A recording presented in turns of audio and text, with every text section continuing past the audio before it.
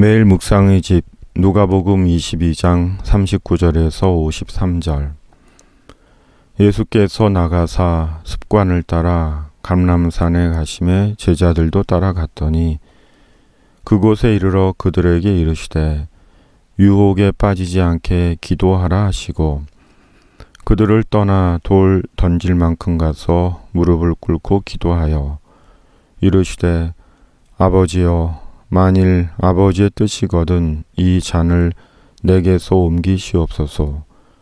그러나 내 원대로 마시옵고 아버지의 원대로 되기를 원하나이다 하시니 천사가 하늘로부터 예수께 나타나 힘을 더하더라.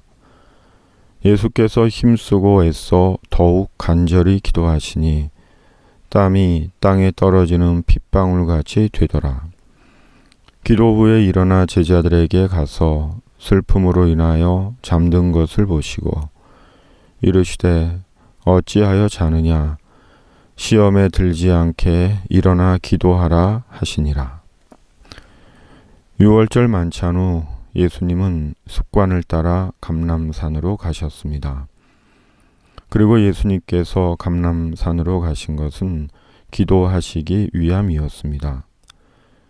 기도는 예수님의 습관이었습니다.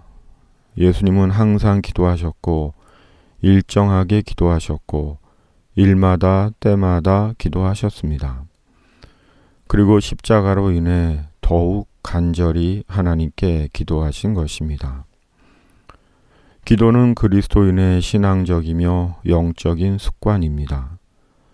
삶이 어렵고 힘들고 필요할 때만 기도하는 것이 아니라 항상 일정하게 일마다 때마다 하는 것이 기도입니다. 그리고 그 습관적인 기도로 인해 삶의 어렵고 힘든 시기를 만날 때 더욱 힘을 내어 기도하게 되는 것입니다. 그러므로 기도하는 습관을 가져야 합니다. 기도가 습관이 되어야 합니다.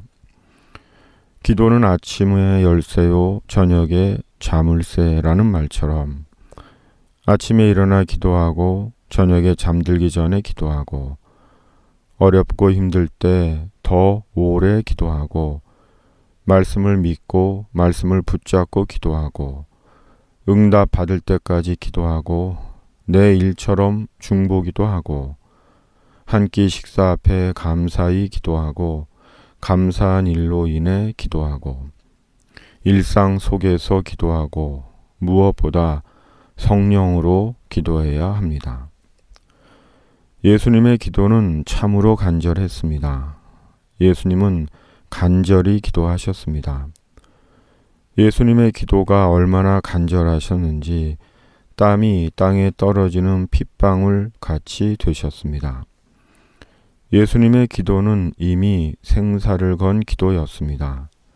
그러므로 기도는 간절히 하는 것입니다. 우리의 기도는 얼마나 간절합니까? 또한 우리가 간절히 구하는 기도는 무엇입니까? 주님은 간절히 구하는 기도를 외면하지 않으십니다. 들으시고 응답하십니다. 우리의 간절한 기도는 예수님께서 피하고 싶은 십자가의 길을 가셨듯이 우리의 현실적 상황을 넘어 우리가 가야 하는 십자가의 길을 가게 합니다. 생의 모든 유혹과 염려와 두려움과 이기심을 이기고 우리를 통해 주님의 뜻이 이루어지게 합니다.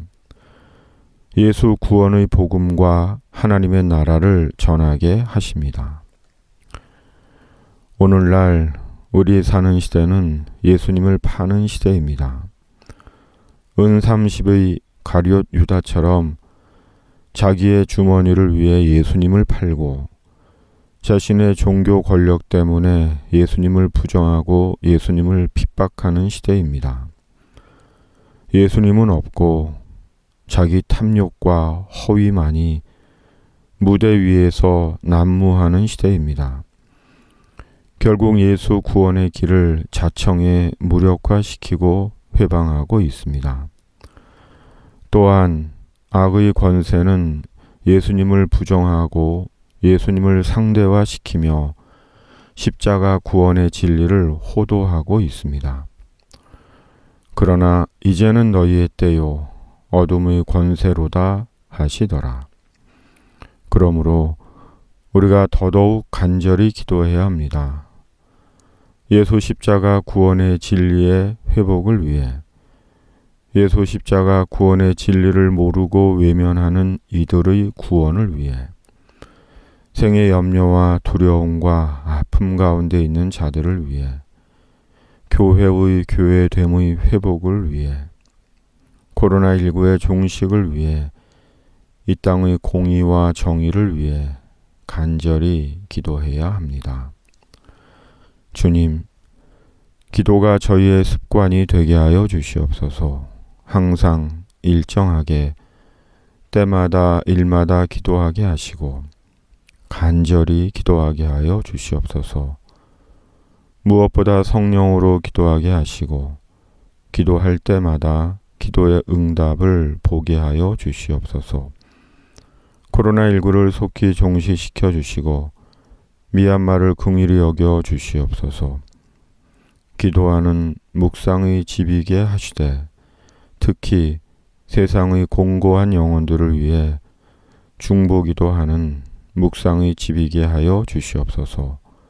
예수님의 이름으로 기도드립니다. 아멘.